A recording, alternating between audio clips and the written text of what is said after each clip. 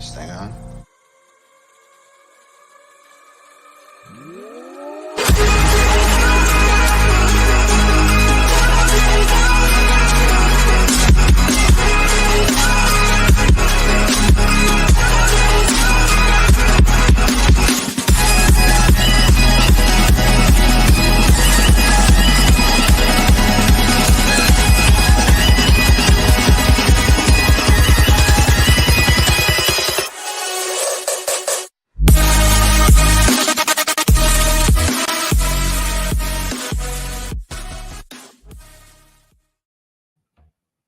What is up, everybody? Welcome into another episode of The Cut. I'm your host, Christian Williams, and I am here, as always, with Randy Hall. Randy, how are you, man? Doing good. Not watching the Monday night game right now, so I'm doing much better. Not a great game. Not a great Sunday night game either, but yeah, it's just how it is.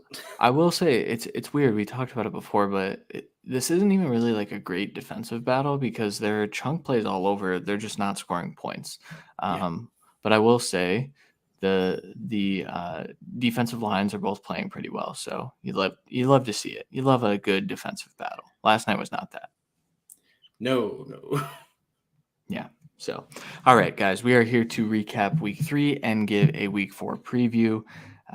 We did not have waivers last week, so we're going to kick off with some waiver wire acquisitions, targets, whatever you want to call them, to start this episode. Randy, we have a list of probably 6 or 7 guys that are kind of high on the list. Who is the first name you want to talk about?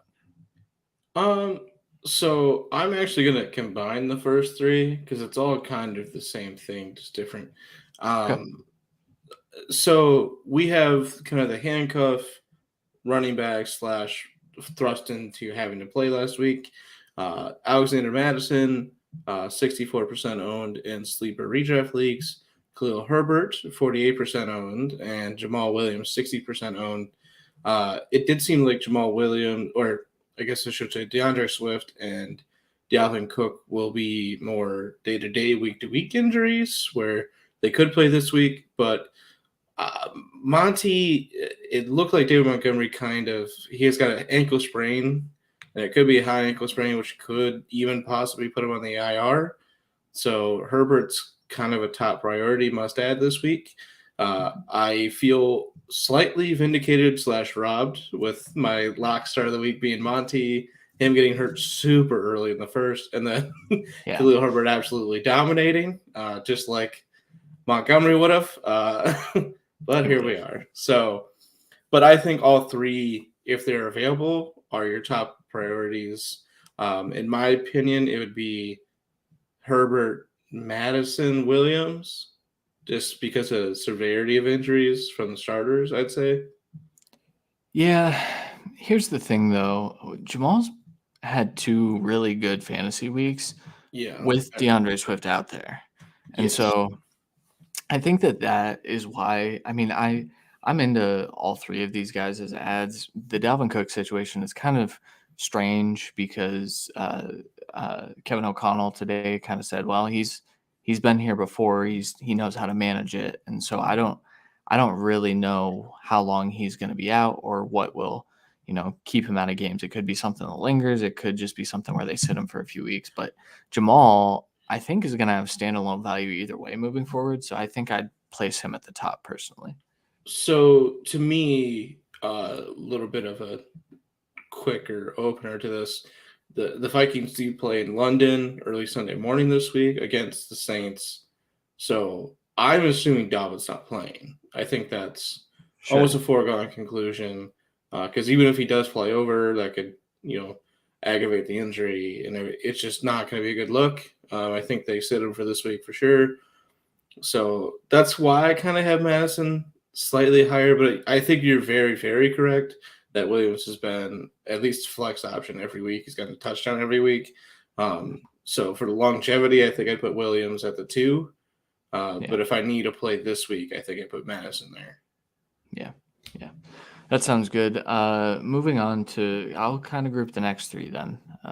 And so The receivers we have Mac Hollins only 3% rostered right now, Zay Jones 14% rostered, and Romeo Doubs 40% rostered, which I find to be interesting that Romeo Doubs is rostered at such a high rate. It's probably from the late buzz. He was drafted, and no one has kind of pivoted off of that since then. But Zay Jones, I think, of this group is the guy I'm interested in. The Jaguars offense has looked absolutely phenomenal. And honestly, Zay has been a very, very clear number 2 wide receiver for them. Christian Kirk is the one, but the wide receiver 2 in this Jaguars offense looks like it's going to have some value moving forward. I think that's your long play. Romeo Doubs was definitely a product of everyone on the Packers being hurt, but he also looked really good. So I'm intrigued. He's less available. Mac Hollins, to me, I think the targets might go down. I mean, they will go down when Hunter Renfro's back. But we saw with Renfro, Adams, and Waller out there the week before, Mac Hollins was used pretty heavily. So I'm intrigued. So it does seem like Hollins is kind of like the unguarded to some extent, where everyone else is so heavily focused on, rightfully so. And he's a good jump ball receiver. So I do think he has some longevity to the season to where he can maintain flex value. Nothing like this last week necessarily, but I do think he has at least another big game this season. Yeah. A little bit of Valdez-Scantling stuff, but actually can catch the ball. Yeah, very true. Okay. Are there any other guys that you think we should be targeting this week? Not necessarily, just because I don't think there's really like a tight end explosion game. Like if someone dropped Njoku, pick him up.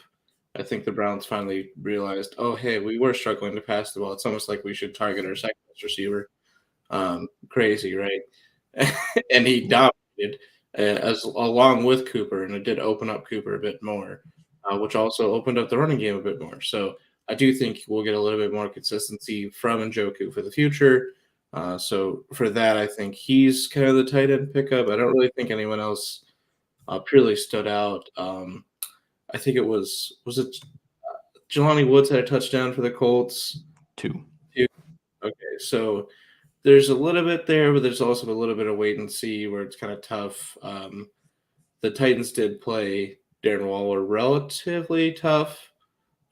He did drop a couple hospital balls though. So we'll get into that, I think. But so those are the only other two. I don't think at this point you know what the streaming quarterbacks are. I don't really think if you have a question, I would just reach out like if you wanted to pick between two, but I think they're all relatively about the same. Yeah. Just a little bit of advice as well to go with the waiver wire additions. If you're holding on to a rookie that or even just a player that you've thought had upside that really hasn't shown much through this week, don't be afraid to drop them. It'll be okay. The example that I'll use here, Treylon Burks, he is not done really a whole lot. He had a 30% target share in week 2, but outside of that, he's down under 20%. He honestly, I think he has 9 catches on the year, 13 targets. It's not worth rostering that player just for the upside of him maybe popping off in week 9 or 10. You're wasting a roster spot. Now, if you have a stacked team and you can afford that, sure, then keep him on your roster. And if you're blessed with not having injuries to deal with or not having bad players, then you're well off. And Treylon hitting would be just a bonus, but I think there are a few different cases of this. Sky Moore would be another good example. Saw 10 snaps over the last 2 weeks total. Yeah. So I had to drop him this Sunday just because it was a team that I had like Dobbins and Kamara and another injured player. I think Gallup all come, kind of off I had to cut like 2 or 3 people to be able to have a set a lineup, and then once the games were starting, I could have put Gallup back and probably kept Sky, but it didn't work out that way. But I still needed guys, so he had to go because at this point, like a guy like Greg Dortch is doing a ton more than Sky Moore. Yeah. Greg Dortch, for as long as Rondale Moore is hurt and DeAndre Hopkins is suspended. Yeah, but even when he's not, I do think he, at this point, has earned the wide receiver 3 role, and I think it could be valuable in this offense. Yeah. It's not going to be 10 targets, but yeah, he could easily get 5 or 6 a game still. Yeah, I hear you there. It's definitely not AJ Green, that's for sure. Yeah. All right. I think that'll do it for the waiver wire segment. If you have any questions on waiver wire pickups or anything like that, you can hit us up on Twitter.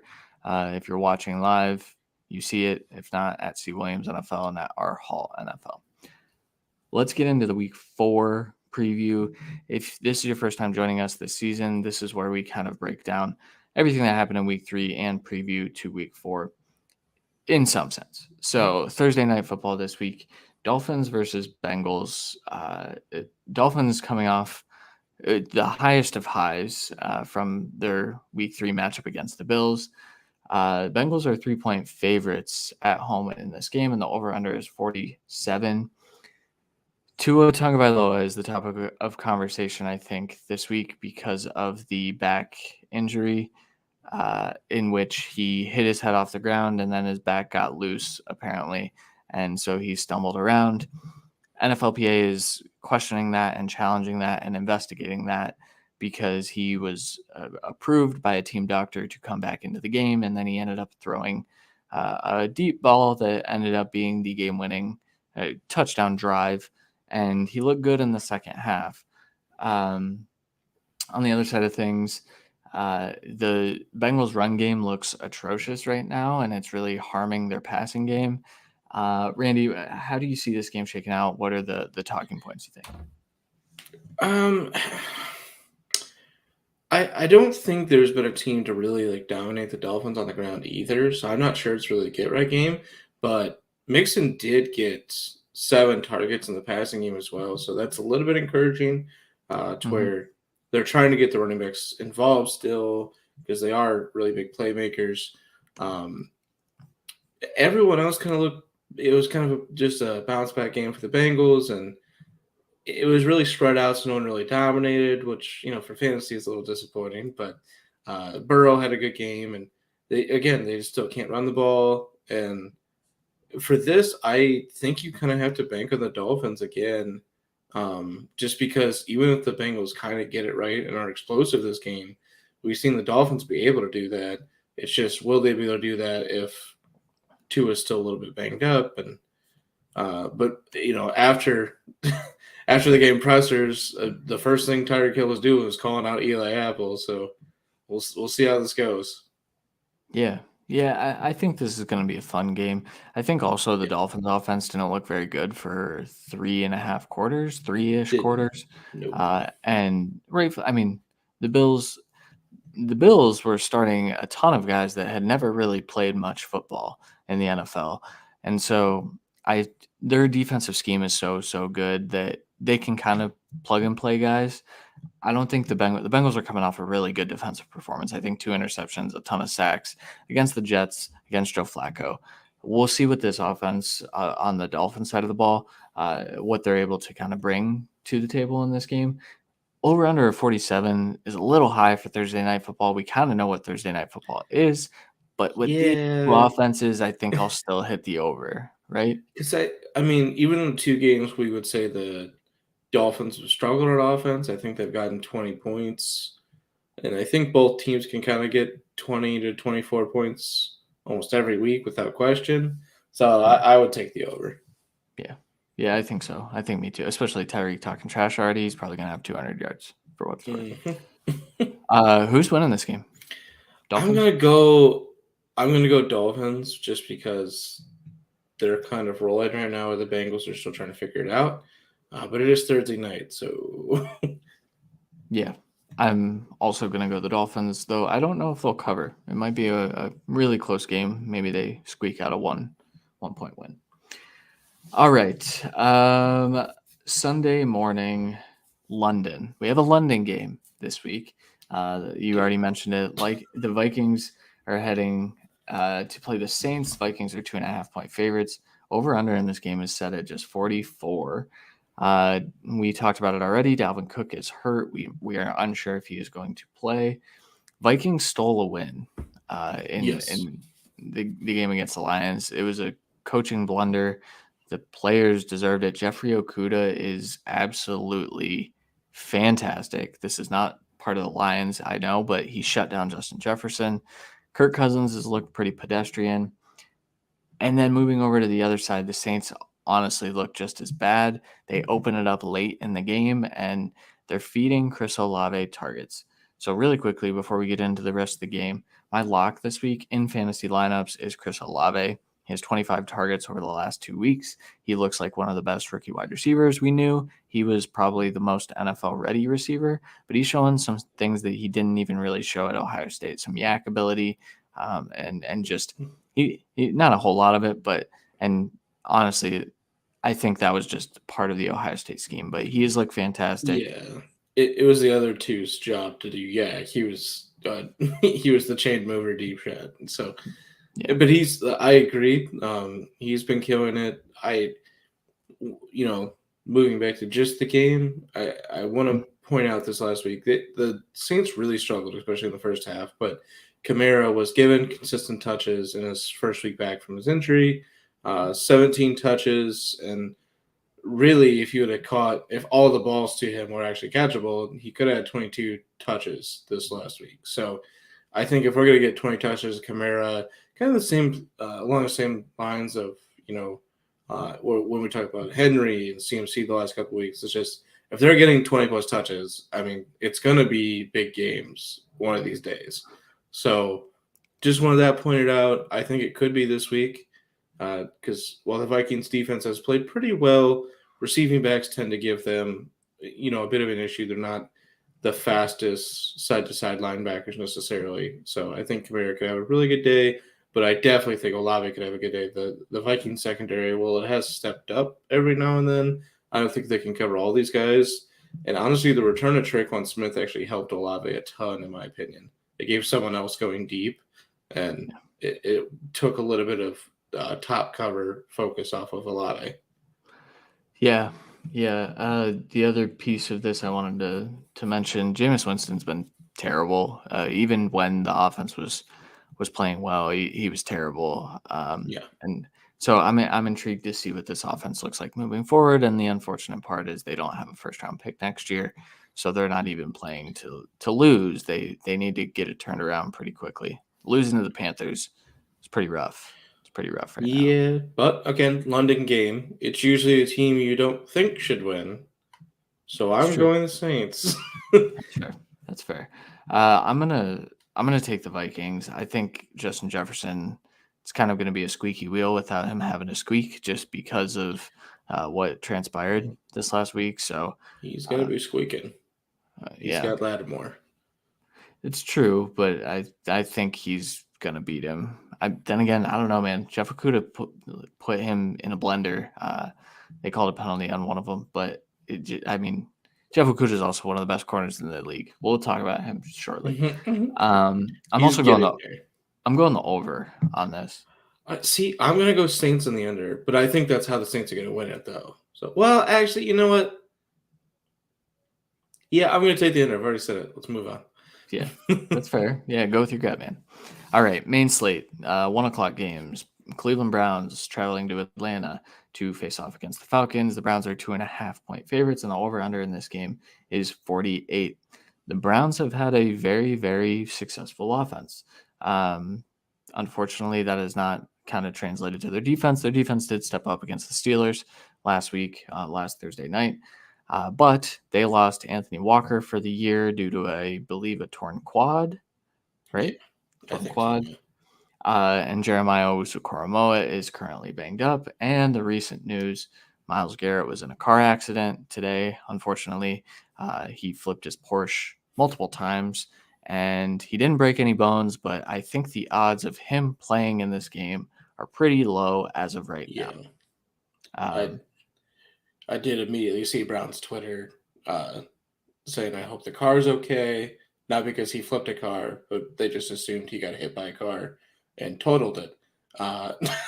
Because Myles Garrett is an absolute freak of nature, which is why he could play. Just wanted that point because this dude's ridiculous. But But if he's not playing, they really do need Clowney to play, or else they won't really have a pass rush. Some guys have stepped up here and there, but a lot of the other pass rush besides Clowney and Garrett has been from the D tackles. The rotational guys haven't really gotten it done yet, but they are all pretty young. So there's a good reasoning for that. But yeah, and this Falcons offense has moved pretty well. With the linebackers being out, I think this could be yet another good chance for Pitts to open it up again like he did last week. And not a great chance for Drake London. I think there's going to be just a ton of attention on him. I think so too. But I also think that the Browns are still an undisciplined defense when it comes to being at their assignment at the right time.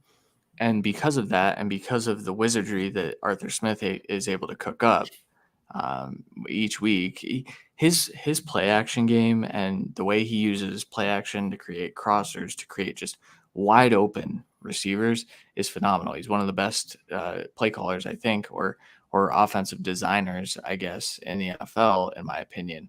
And I think that's where Drake London could potentially succeed in this game. But on paper, I get why you'd be a little concerned about the matchup. I mean, I assume that he's going to get mostly Denzel Ward, but Drake London has also been lining up in the slot a bit, so he'll get a little bit of Greg Newsome, I believe, as well. So, I mean, yeah, we'll see how it goes, but another not particularly great matchup for the Falcons. Cordell Patterson, the Browns' rush defense has been pretty electric so far this year.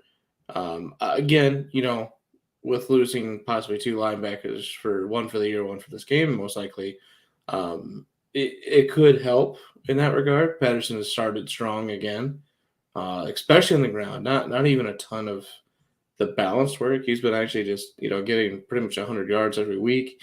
Do you think he gets that again against this Browns defense? I will say Jacob Phillips looked really good stepping in.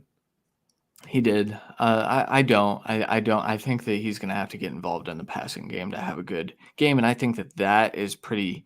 I think Jacob Phillips getting out in space has been good too, but he's not a Owusu-Koramoah kind of playing out in space yet.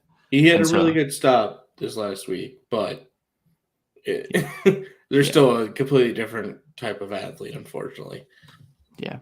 On the other, I do want to mention, so last week the Falcons gave up 66 yards to Rashad Penny, 19 yards to Ken Walker, and 21 yards to DJ Dallas on the ground, and then another 7 yards for Travis Homer. So Nick Chubb, Kareem Hunt should feast in this game. I think that if the Falcons have a glaring weakness on defense, it would be their rush defense. Grady Jarrett is probably going to penetrate, and get some sacks. But he's not very good at stop the run because that's not what he's supposed to do. So, so start Chubb, Hunt without question. Amari Cooper, the matchup against AJ Terrell. Terrell played a lot better this last week. Concerned? No. Did he though? Both DK and Lockett had decent days. DK 5 receptions on 12 targets. Lockett, but it's also Terrell didn't see Lockett. I was going to say, so if we're comparing, DK to Cooper and why, Cooper can have a good day. He's a much better route runner, and Cooper's pretty much open every play. So I'm not going to sit Cooper at this point. I do have a conundrum in our Dynasty League because now I seemingly have too many receivers. I don't know what to do anymore. I'll hit you up after. No, you get nothing. I'm glad you lost. But I'm trading CD as soon as we get off this. But I think I'm gonna stick with the Browns here. I do think the run defense can dominate, and the run offense can dominate, and they're gonna seal a win here. And I think I'm gonna take the over too. The Browns have consistently scored really high. This last week being the lowest scoring game, and it would be a little bit less scoring as well without that last second touchdown type thing. So I'm definitely confident that in the Falcons, the same thing. Yeah, I think this is a high scoring affair. I want to take the Falcons at home. I think the Browns are due for a clunker. So I'm going to take the Falcons on the over, and I just think that maybe Mariota is able to kind of push them over the top, maybe with a little bit of scrambling ability. I actually think Mariota is a pretty decent start this week for what it's worth. Yeah. So, okay, let's move on to the next game, unfortunately. Very quickly, this one. Yeah. Chicago Bears heading to New York to play the Giants, who have scored 13 points through about 3 quarters. Over-under in this game is 39.5. Hit the under for sure. Yeah. Just hit the under and just know it's going to hit. David Montgomery was hurt early. We talked about this. Khalil Herbert was absolutely fantastic in this game. Montgomery probably would have been as well. Definitely would have been as well. Justin Fields was terrible. And I think that coming from me, I think that if you guys are hearing this, I think that means something. I'm concerned. I'm very concerned about what was on the field the last 2 weeks for Justin Fields. So I think they've got to get it turned around. I think they've got to kind of change what they're doing. Had a discussion today about how the number one goal is to win the game, and that's what the Bears are trying to do. But the problem with bad teams is they put winning above development, and I'm not sure what the best course of development is for Justin Fields right now. But I know it's not what has been happening. So hoping for a better game, but the Giants defense has held the Cowboys to 6 points through about 3 quarters here. So yeah. Well, and that's the other thing is, I do think Herbert's going to have a pretty good day. The Giants still have been one of the best run defenses so far this year. So there's a little bit of, grind it back and low touchdown upside this game. So for that, I'm not – he'd be probably the only person I'd be looking to start from this game, along with maybe Saquon. But still – you'd have to start Saquon, I think. Yeah. Just where you drafted him and whatnot. But, I don't really want to talk about this game anymore. Nope. I'm taking the Bears to win. Somehow they're granted they're 2-1. They should not be 2-1. And the under for me. Same. Yeah. I do think they just somehow win it. Just how it is. Yeah, for sure. Speaking of which, the Dallas Cowboys just scored, and now the Giants have given up 13 points. So it's great news for Justin Fields and the Bears offense. Okay, next game, much more exciting, much more fantasy relevant. Buffalo Bills are heading to Baltimore this week. This is a 1:00 slate game. That's garbage. That should be a 4 p.m. start, or it should be Sunday Night Football or Monday Night Football. Whoever did the schedule sucks. Bills are the only 3-point favorites. The over-under in this game is 53. Injuries for this game, not really sure. Isaiah McKenzie looked a little hobbled after the game. Josh Allen went to the x-ray room. I think he's fine. I think he may have gotten banged up a couple plays before the final drive, and then he just toughed it out. But he didn't look great. He was missing throws. I don't think anything transpired from the x-rays, but I think it's something to monitor. I think there's going to be some type of injury going on there. And Gabriel Davis was questionable all week and ended up playing. Didn't have a tremendous game, so that's something to monitor as well. Other side, J.K. Dobbins finally returned, but was very sparingly used. I think he had about 10 or 13 touches in total. I would expect that usage to increase this week, but again, this Bills run defense has been pretty electric, and the Ravens, as we know, is not a high dump down volume to the running backs. So I'm not playing him again this week, but I am looking forward to just seeing Dobbins on the field again. It was a good thing. He didn't look bad by any means. It's just, he got 7 carries. I mean, what are you really going to do with that?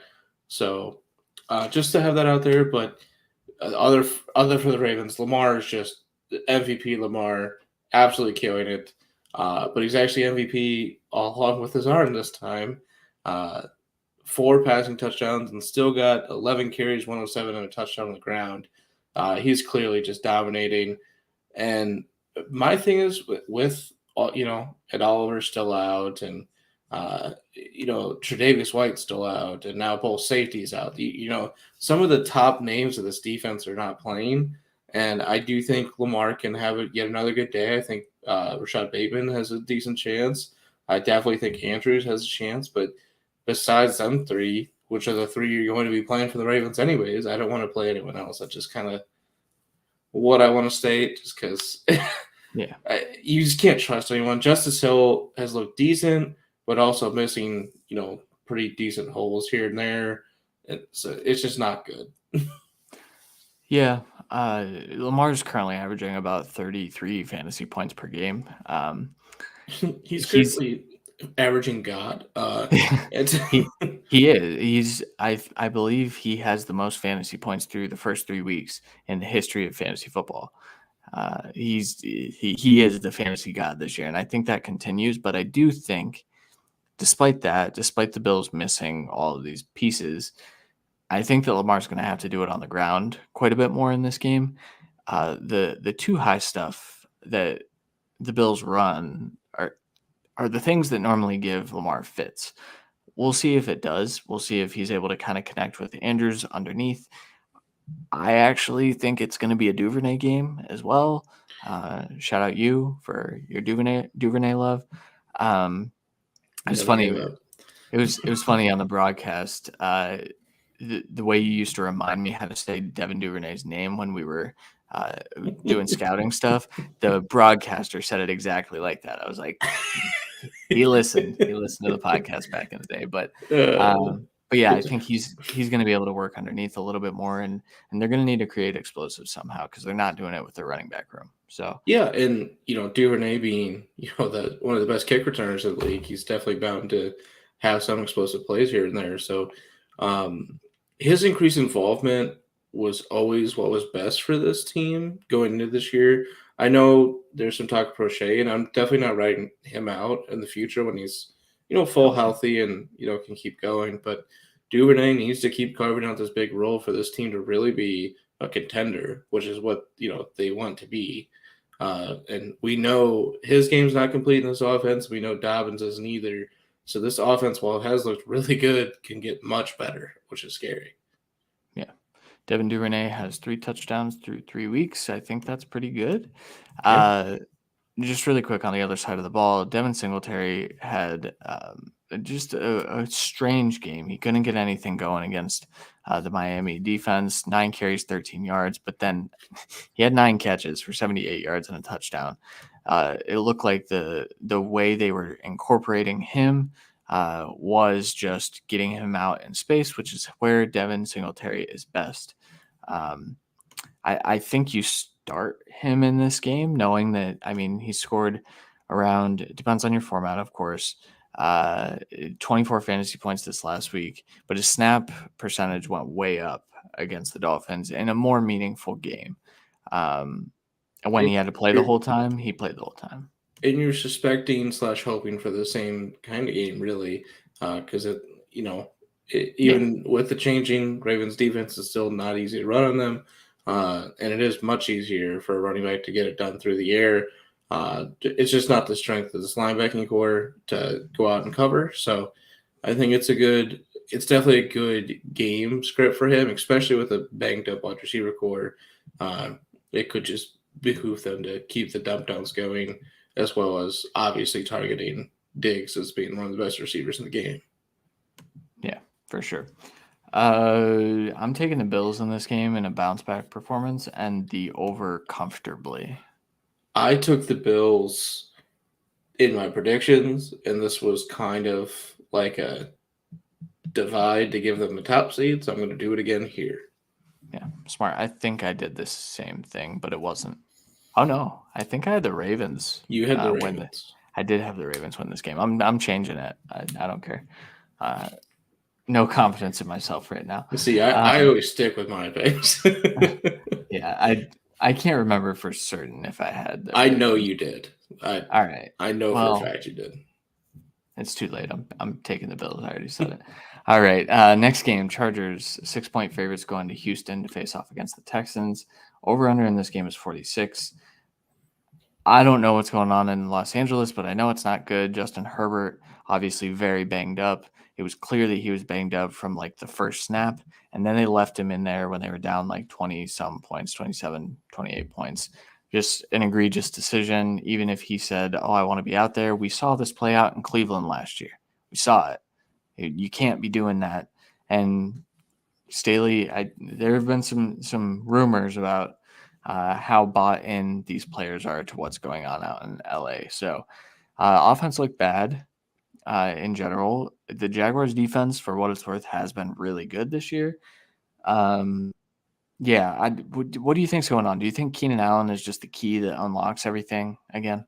No, well, to some extent, because Keenan Allen obviously allows Mike Williams to breathe a bit more. It allows Palmer to be more of a, a much secondary option, so he can run. He doesn't run as crisp a route as Keenan Allen, obviously, so he needs the more lackadaisical coverage in the slot. Even Everett kind of didn't get the same necessarily workload and targets just because it just wasn't working. Eckler, 4 carries, 8 catches for 48 yards is great, but in its entirety, it just basically looked like, Herbert shouldn't have played. He was almost wincing on every throw, it felt like. And because of that, the Jags are just sending everyone. So they couldn't run the ball. And he's just dumping down stuff quick. And when you're having to do quick plays because your quarterback can't really get hit, a guy like Mike Williams, who really dominates deep more than anything, can't really do much, which is why his only catch was a 15-yard touchdown, which obviously it fucking is for Mike Williams, which, runs into my lock sit of the week, Mike Williams, for this week. I do think there's a good chance Stingley tries to shadow him. And Stingley is the type of corner that works really well against someone like Mike Williams because he, really thrives in man coverage, and he's really sticky and he's really grabby as well. But with a guy as big as Mike Williams and a guy that's really not going to be burning you deep or anything, or not really beating you with routes, I meant to say, and he's just going to really, jump ball beat you. I think that's really good for Stingley, who also does a really good job of high pointing balls and more knocking them out at picks, but that's what you need from corners as well. So I'm not looking for anything much more than we got this last week from Mike Williams, which is scary because every time Mike Williams has a bad game, he has a really good game next. So I'm kind of going against the trend here. Yeah. Yeah, I get it, though. I mean, I think with the state of the quarterback and the offensive line, I mean, it's worth mentioning Rashawn Slater out for the year. They are already without Corey Linsley. They were, I believe, ranked 23rd, 24th before all of this. They had Storm Norton and Trey Pipkins out there as their tackles at some point. So it's just a lot of things going wrong for the Chargers right now. It's really an offense that we wanted every piece of, and that is kind of blowing up in our face right now. Unfortunately. 100%. And that's what happens. That's the NFL, right? And that's part of fantasy. This offense on paper still looks fantastic. It's just and to me, I think the Chargers really need to focus on getting Eckler going, especially with Allen being banged up, and Justin Herbert being banged up as well. I just think it makes the most sense to get such an electric playmaker and a guy that's really carried your offense for a lot of years. Just get him just going at this point. He really needs the jump start, and this team needs him to jumpstart them as well. And I think that the Texans is a good matchup for the run as well. So I think this has to be the get-right game for Eckler, or else we're talking some drastic stuff at that point because he has been, pretty dreadful. Like, this honestly was probably his best game. Yeah, just because of the ages. Yeah, another player who's been dreadful this year is Brandon Cooks, unfortunately. He has gone down in snap percentage each week, 91%, 87%, 86%. He had 2 catches for 22 yards in the week 3 matchup against the Bears. The Texans offense is definitely a shell of itself from last year. I think that's the Lovie Smith effect. I made a joke. I don't think we accounted for how bad Josh McDaniels can make a good team. Sorry, Randy. I think the same can be said for Lovie Smith. And so the Nico Collins breakout's probably not happening at this rate. He had 2 catches as well for 41 yards. The only real fantasy piece on the Texan side is Dameon Pierce. I think after what James Robinson did and the fact that they're such similar runners, I think that Dameon Pierce is a start this week for what it's worth against the Chargers. Yeah, I agree. Honestly, you can tell that while Pep Hamilton is the offensive coordinator / QB coach, you can tell he's not given the full reins. Yeah, I mean, it's just obvious. So I think he really Lovie Smith needs to just step aside and let the guy that's kind of ran the offense the last 2 years run it again. And I think things can go back to at least what we saw last year. And honestly, what we saw last year, if they had a more electric back, would have worked well as well on the ground. So I think we're perfectly fine with Pierce in that aspect. But this passing attack is just terrible. And they've been really slow, and it looks like they're playing like 1960s football, and it's gross. Yeah, that's why watching Texans and Bears was the most disgusting thing. I didn't either. I watched them on Red Zone when they popped up every once in a while. Okay, I think the Chargers win this game, and I think under is actually what I think here. I'm going to go Chargers over. I'm going to take the over. Okay. I like it. All right, next one. Washington Commanders facing off against the Cowboys. The Cowboys are 3-point favorites. The over-under in this one is 42.5. The Carson Wentz experience, I knew he was going to poop his pants out there, man. I knew it. Playing the Eagles, he already got the best of Doug Peterson, so he couldn't get the best of his former franchise either, or as well. He was terrible. Antonio Gibson, Curtis Samuel had their usual days. Curtis Samuel is a thing. Curtis Samuel is absolutely a thing this year. I think people were hoping that would be Jahan Dotson, or hoping that Terry McLaurin would take a step up with his best quarterback ever. That quarterback doesn't care about fantasy football, clearly, because a lot of people, no one drafted Curtis Samuel. Let's be real. I'm sure some did, but McLaurin also still had a really strong day, led the team and pretty much everything. It's clear that McLaurin's obviously the top guy, and that Gibson and Samuel are kind of, the focal point chain movers of this offense. So, yeah, for sure. On the other side, the Cowboys still finishing up this game, but I'm assuming I saw I think I saw a tweet right before we got on that Dak Prescott is aiming to be back next week. Yeah. So he's aiming. What does it mean? We'll see if he makes it. My whole outlook of this game changes is kind of what I was going to say. Yeah, I mean, for what it's worth so far, I think, Pollard and Elliott have pretty much combined.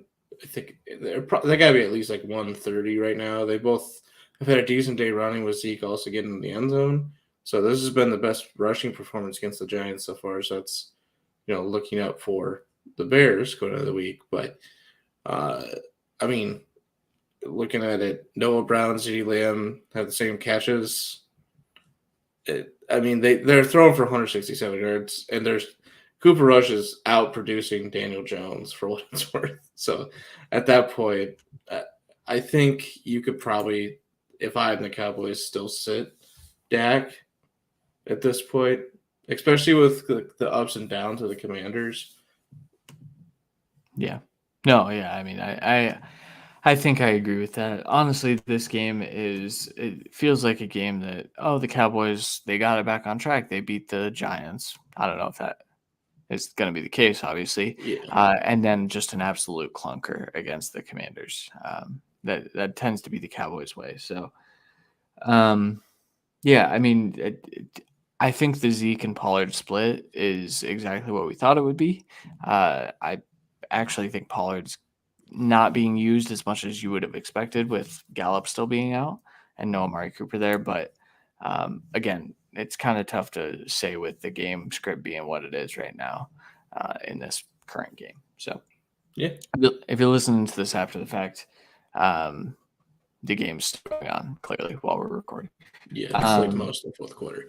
For me, I'm going to, I'm going to take the Commanders. Just like I'm going to take the under in the Commanders. Okay. I'll take the under in the Cowboys, even though I do feel like I could be very wrong here. I just think Micah Parsons is going to give Carson Wentz hell. So, well, that's a given. It's just at a like certain hell. point, can this Cowboys team with Cooper Rush score 20 points? And that's kind of the Sure. like I could easily see the Commanders scoring 20 points. Is kind of my point. Yeah.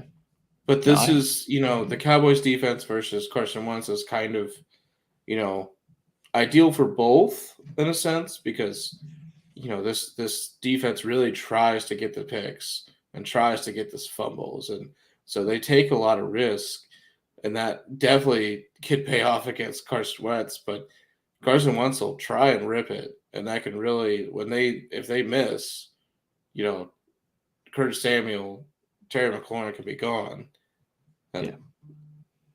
Yeah, for sure. I get it. All right, next one. We're going to go through these ones a little bit quicker. Jacksonville Jaguars versus the Philadelphia Eagles. Eagles are 7-point favorites. Over-under is 47. This is one of the best games this week. The Jaguars have looked fantastic. Trevor Lawrence has put it all together under the guidance of Doug Peterson. It's crazy what good coaching and situation and talent and all that stuff can do for a young quarterback. Shout out Zach Wilson for when he comes back, by the way. A lot of talent for the Jets. We're going to talk about them next, so I'm not going to rant on about that. But I think Zach Wilson's in a pretty good position to succeed. But on the other side, Jalen Hurts looks like one of the best quarterbacks in the NFL. I know it's PFF. He has a higher PFF passing grade by, I believe, over 10 points over the second place person. If it's correct what I saw this morning, it's insane. He's throwing the ball incredibly well to a level that people never thought he could. He looks like an MVP frontrunner at this point. Not like Lamar is still. He's in the top tier of MVP discussion. Devontae Smith has gone off the last couple of weeks. He's actually out-targeted A.J. Brown 2 times now this season after the massive target game for A.J. Brown in week 1.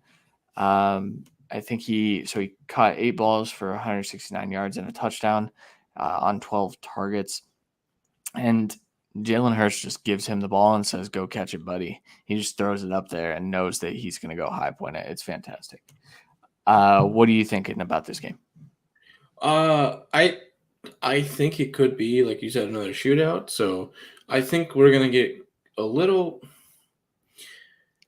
To me, I think this is going to be a little reminiscent of the Vikings-Lions game from this last week, to where, both defenses play good, not tremendous. So I don't think it'll be like, 44-41 or something. But I think both are getting over 24 points. So I'm going to take the over, and I'm going to take the Eagles still. I think the Jaguars, they got a bit lucky with kind of injuries and timing this last week. While they did look really good, I do think, a full healthy Chargers team puts them down. So I think a full healthy Eagles team coming in can really do some damage. And I'm interested to see what we do. I also, my lock start of the week is Christian Kirk, because he's working inside outside, so shouldn't get a ton of Slay, which will really help. Unfortunately, does possibly limit Zay Jones this week. But to me, I think this is a really good game. We're really happy from a fantasy standpoint. Yeah. Sorry, CeeDee Lamb just made an incredible one-handed catch. Just classic. Absolutely incredible. One-handed touchdown catch for what it's worth too. Yeah, good stuff. All right. In this game too, so we mentioned Zay Jones. He has had quite a few good games. I believe entering the Sunday Night Football game, he was wide receiver 22, which means that he is probably still wide receiver 22, right? There was absolutely no one that scored points fantasy-wise for wide receivers last night, I mean. No. So he's probably still sitting at wide receiver 22. Obviously, the week's not over as we're talking about this. Yeah, but the only one would be like Sutton, who was probably ahead of him anyways. Right. So Zay Jones weekly start, I'm willing to say. I think you flex him and you're confident with it.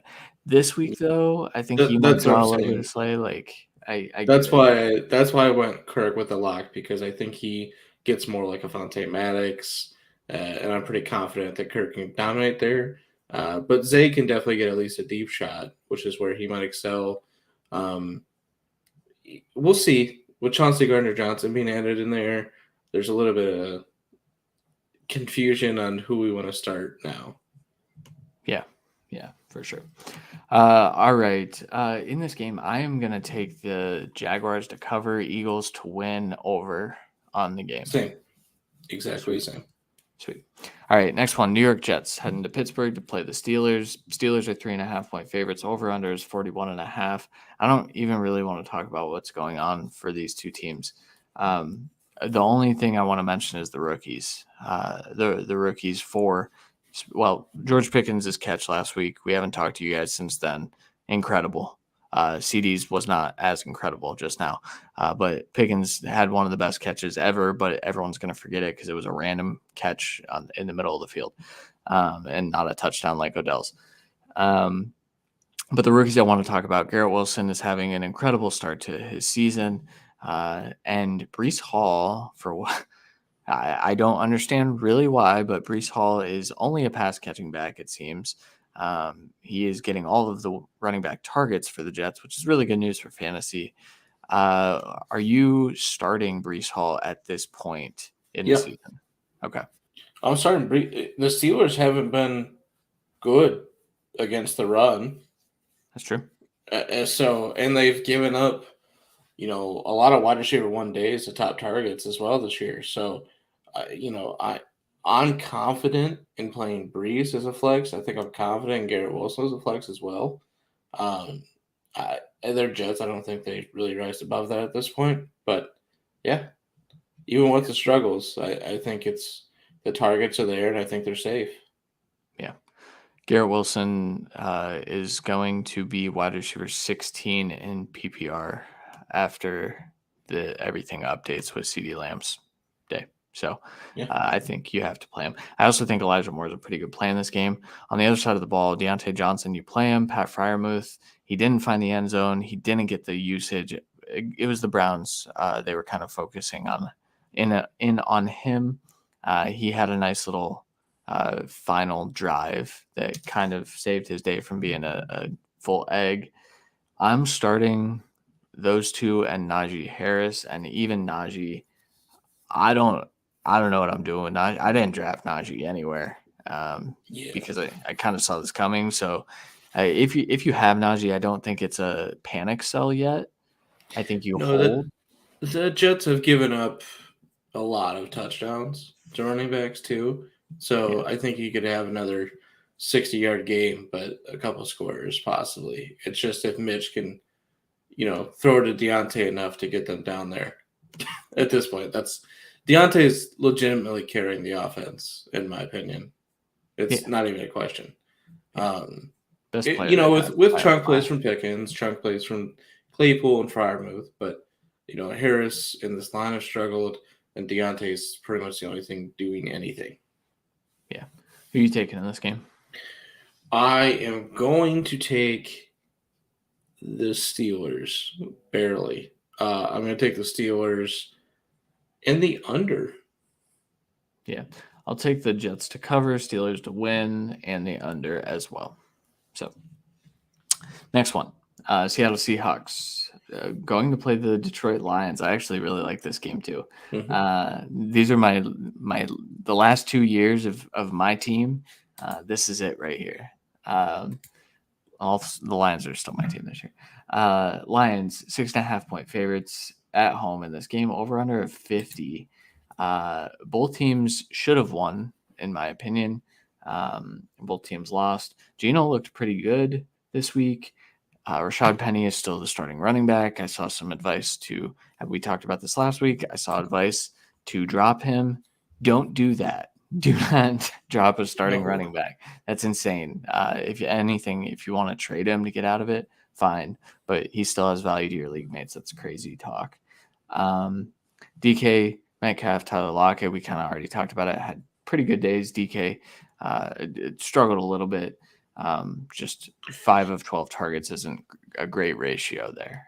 No, it's not. And I think we could get a similar week this week to where, what we talked about earlier, Kuda's playing pretty much lights out so far, especially kind of, solo and against not even against really good route runners. He's been able to stay with like Justin Jefferson this last week. But DK, he just has that effect of, if it's a YOLO ball, he's winning it. So, or he's at least getting the best of the chance, so it's hard to write him out completely, in my opinion, but I do think he has a similar week. It just maybe he gets, a touchdown and it saves it. Lockett, I think you're pretty much playing pretty confidently at this point.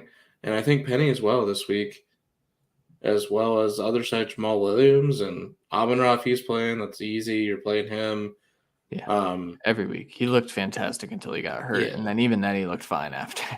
Not great, but fine. Yeah, just the time that he was banged up, they were just like, all right, Reynolds, go. And he just got peppered with targets quick. So at a certain point, I think DJ Chark could have a really good game. I think a safe flex being Reynolds is not crazy.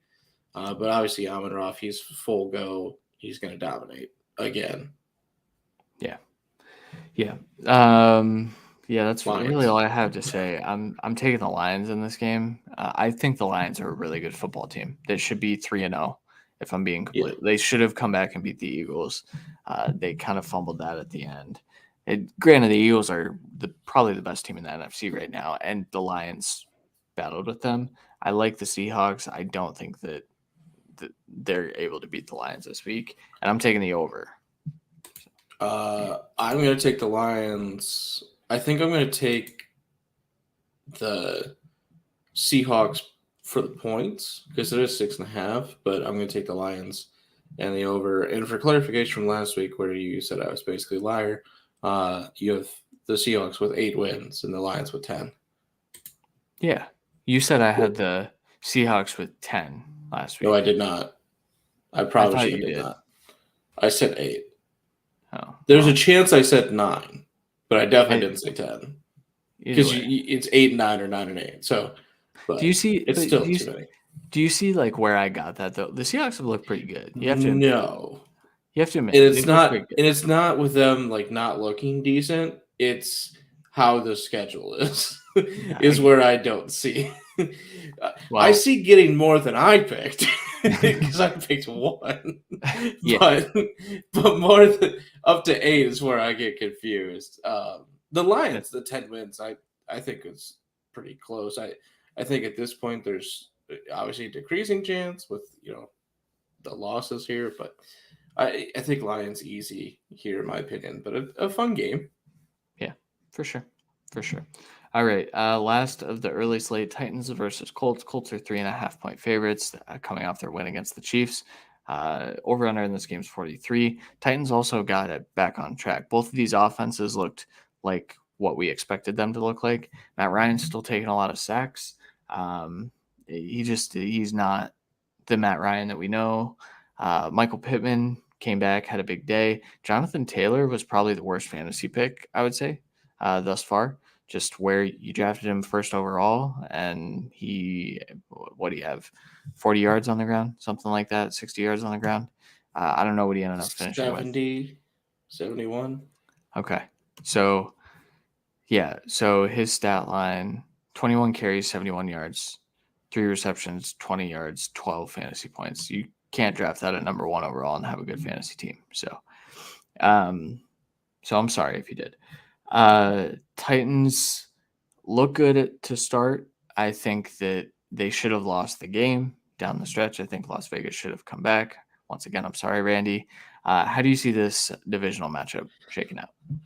Terribly. I think it's an under. Both these teams have looked bad.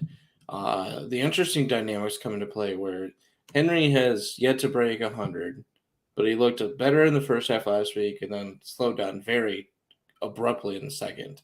The Colts have been a really good run defense so far this year.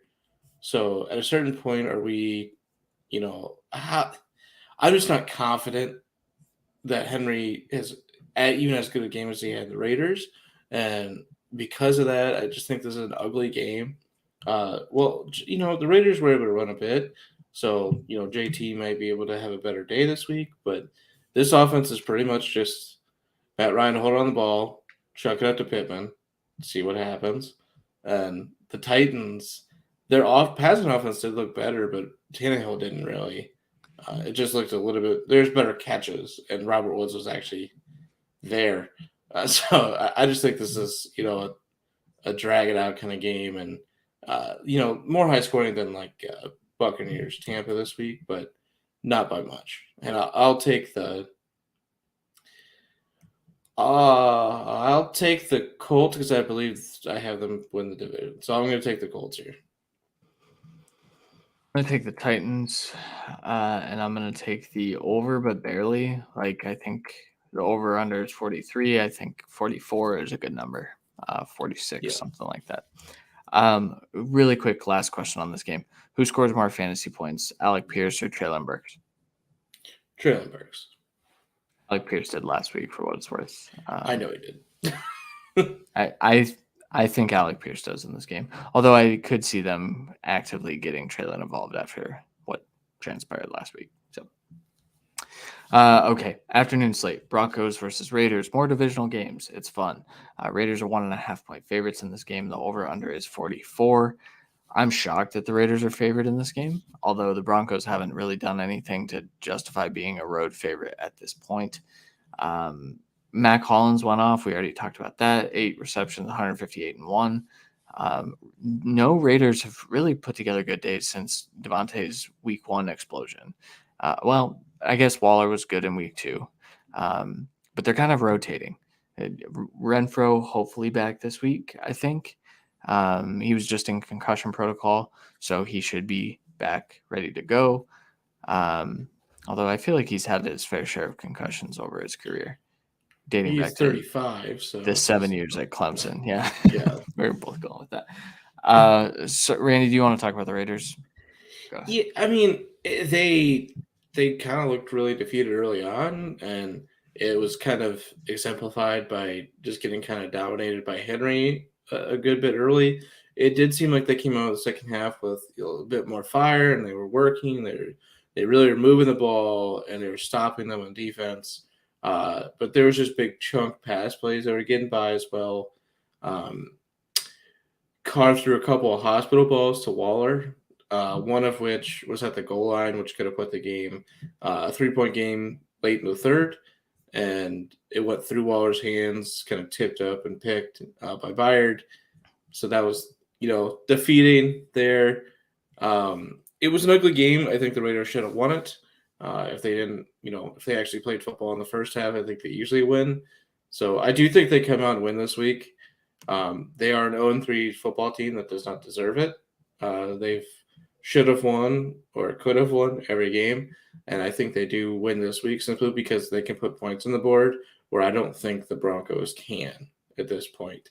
And the Raiders have been a decent run defense. Like I said, if they can hold this duo to under 100 yards for the Broncos, Judy, they also, the secondary for the Raiders got a little bit banged up in the corner room this week, which already was banged up. So we'll see how it goes. But I just don't trust Russell Wilson's arm right now. He does not look efficient. He does not look good deep. And it's pretty much just chunk plays. And Jerry Jeudy was a bit more of a decoy than a vital part of the offense this week. And if that changes this week, which I do expect, that could help. But I'm going to take the Raiders here. And, obviously I'm going to take the Raiders points. And I'm cool. I'm gonna take the under. It's close. Yeah. I'm gonna take the Raiders, and I'm gonna take the over in this game. I think that the Broncos will finally turn it around at some point. I think keeping Javonte involved is a good recipe. But you're right. Broncos offense looks like trash. Russ looks like trash. I think that's the best way of putting it too, honestly. Okay. Next game, Patriots versus Packers. Packers are 11-point favorites in this game, which is a massive, massive line, but I understand it. Over under in this game is 41 points. Injuries. Unfortunately, we need to talk about Mac Jones. He is rumored to be out 4 to 8 weeks, anywhere between that range.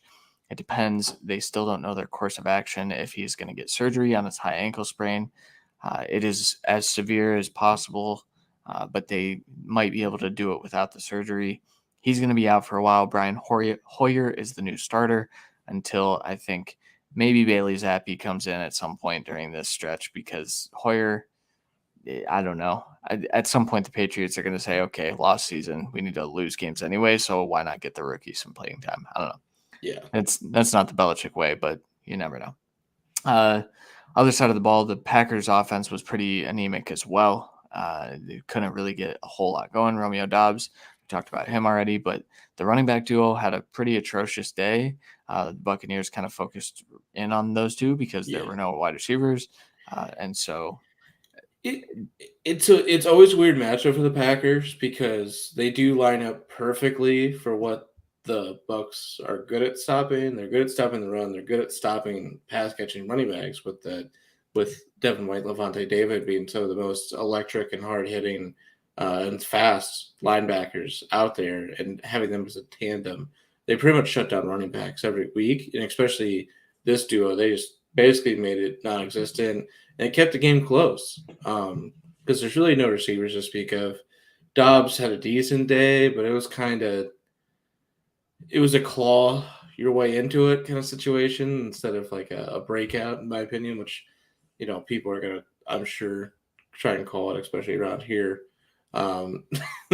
He did not, look great, in my opinion. It just, he was the guy this week. And there was, Sammy Watkins out, Christian Watson out. So there was just less and less to care about.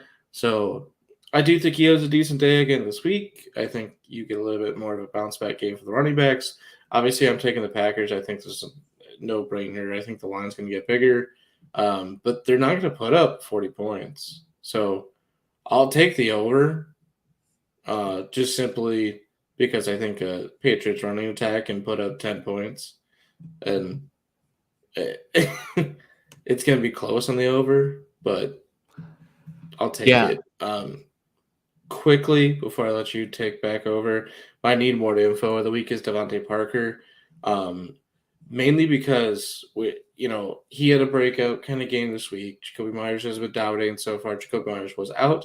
It's a little bit of let's see how this goes with both back in the lineup with a new quarterback who's going to be desperate for literally both these guys, because Jacoby's going to win quick and be perfect for both them, and Parker, is more of a possession guy and gets open and gets the jump ball guy. So both are going to be electric for this offense. And then Stevenson did outtouch and produce Harris with a really bad game script. It's going to be the same thing this week and probably the same most weeks. So we might see a little bit of a shift to Stevenson here because of passing work, which is ironic because Harris was kind of getting a lot of the passing work. Yeah. My need more info is that Packers wide receiver room. Romeo Doubs, like you said, breakout, but not really a breakout. Didn't look like a breakout and was only the product of all the injuries in the wide receiver room. So I want to know what it looks like when they're back healthy this week, hopefully. I think that we're going to find out if Doubs is a dude. We heard the preseason training camp stuff. We heard it all. But in reality, Christian Watson walked right onto the field in front of Romeo Doubs immediately. And so I think I need to see more. I would love to see a little more Christian Watson downfield, but I think Aaron Rodgers said, we're not doing that anymore after that first target of the season. He said, we're not throwing the ball deep to this kid. And so what I was going to say earlier too, I'm taking the Patriots to cover. That is a massive, massive line. It's going to go up. It's going to go 14 or 16. I know. And that's why, like, I think I'll take the Patriots to cover, and I'll take the over only because I do think the Packers are able to utilize their running backs a little bit more, and I do think the Patriots can put some points up. They're not going to be just totally dead. Anything else on this game? No. Okay. 3 more. Cardinals, Panthers. Panthers are favored. What? Panthers are 1-point favorites, and I get it. Panthers are 1-point favorites here, over under 44. Cardinals, the main thing is Hollywood Brown, 14 catches on 17 targets for 140 yards. This is exactly what we thought he would be when he was traded. I am interested to see what this offense looks like when Hopkins is back. Greg Dortch had additional 10 targets, 9 receptions, I believe 90 yards. Panthers side of the ball, nothing is happening. Baker looks terrible. Once again, that means something coming from me. But Baker looks like one of the worst quarterbacks in the NFL. So CMC finally got 100. It's true. That's a thing. Yep. But he's not getting the targets that I think he needs to be getting either. So yeah, I think that's probably enough on this one. I'm going to take the Cardinals and the under. I'll take the Cardinals and the under as well. Sunday Night Football, Chiefs, Bucks. You know what is a better game than that? Bills, Ravens. Chiefs are 3-point favorites. Over under in this game is 45.5. The Chiefs had an odd game. Patrick Mahomes kind of struggled against the Colts defense, which is funny because he normally toasts that defense. That's the Gus Bradley defense. We know what his history is with that. And they could not run the ball. I believe Clyde Edwards-Helaire had 0 yards. I want to say 7 carries, 0 yards. Yeah, and then he had like 40 through the air. So yes, both of these offenses look like trash right now. Obviously, the Bucks are facing all the injuries. It's likely that Evans, Godwin, Julio are all back in this game. I think just kind of maybe not Godwin. What's that? I think you just changed my game pick. Well, and that's the thing. Like that whole what we just saw from the Bucks offense is just not what the offense is. They really tried to rely on Lenny. It didn't really work. Russell Gage, 12 catches, 13 targets, 87-1. That's not going to happen really ever again. So are you picking the Bucks then? I'm gonna pick the Bucks because Mike Evans is back for sure. I think Julio, it's like a partially torn, what was it, PCL or MCL? PCL, but he was like game time decision anyway. Yeah, so. I think he plays. I do think Godwin plays. It has been, 2 weeks, so I do think he has a really good chance, especially with the Sunday night game. I think he does get in here, and I do think the Bucks kind of squeak out a win because the same struggles that the Chiefs just had, they're going to have again because they're not going to be able to run the ball. Edwards-Helaire is not going to be able to be efficient through the air either against these guys, like we already just talked about. So at that point, you're relying on, Juju and something big from MVS or Sky, and this defense will take away all those deep shots, it feels like. And they're jumping at balls. This defense is, dominating yet again. And I think this is yet another really good performance. And without the threat of the pure deep of Tyreek Hill, I think this team focuses on Travis Kelce like every other team starting to. And I think this is a Bucks win. Yeah, I'm with you. Bucks win under for me, 45.5. I think. I think that's kind of how they win. Because even with everyone back, I think it's going to take another week or two for them to start to get back on the full-fledged offense train. Yeah, for sure. Okay, Monday Night Football, Los Angeles Rams against the 49ers, more divisional games. We love to see it. 1.5-point favorites to the home team, 49ers. Over and under in this game is 44. Cam Akers led the team in touches, led the running back room in touches, and scored a touchdown in this game. Just really quickly, our joint pause. We want to pause on this is Cam Akers. We're just it's also kind of like a need more. I need to see him do it. I need to see him continue to do it. I don't think he's going to. I think this is going to be a hot hand approach. I think he was the hot hand in this game. He looked good when he was out there, though. Also, it's just very difficult to run against the 49ers, and I don't expect either back to have a really good game. Maybe, catapulted with a touchdown. Yeah. So yeah. I think Akers is on his way to taking back over the offense again, but this week isn't the week. Besides maybe a touchdown. And 49ers side, their offense, looked bad. They, some chunk plays from the receivers and Ayuk touchdown. Jeff Wilson played really well. He just, only broke away. It's not like he got like overly peppered with running, just touches, but he played really well. And, Jimmy G getting a safety, basically losing them the game is crazy. But it's exactly what this game was. This game was disgusting to watch. So I suspect a better game just because I think the 49ers are going to have to throw the ball more. Obviously, the Rams can move the ball, and I think they do. And I think Cup has a good day, and Higbee again, obviously. But we'll see. I want to trust Ayuk, but I want to see it at more than 3 for 36 and a touchdown. Yep. Yeah, I would also like to see that. I don't think we will. I think the Rams win this game, and I think we do hit the over in this game for what it's worth. I think it's going to be kind of more of an offensive explosion. I think if you're going to beat the Rams, you're going to have to take what's given to you. Jimmy G sucks at that. But I do think that the Rams will be able to, or won't be able to really stop the 49ers rushing attack either. So, yeah. Okay, that'll do it for this episode of The Cut. That's every game. I believe we're bye weeks in week 4. Did we? I feel like there are teams we did not talk about. No, there's no. We talked about everyone, didn't we?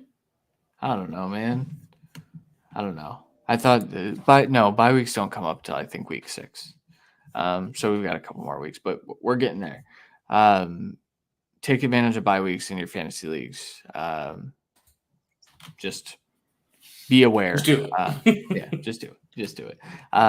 Okay, guys, we will be back next Monday. Once again, last week we were on Wednesday because of scheduling things. We talked about it.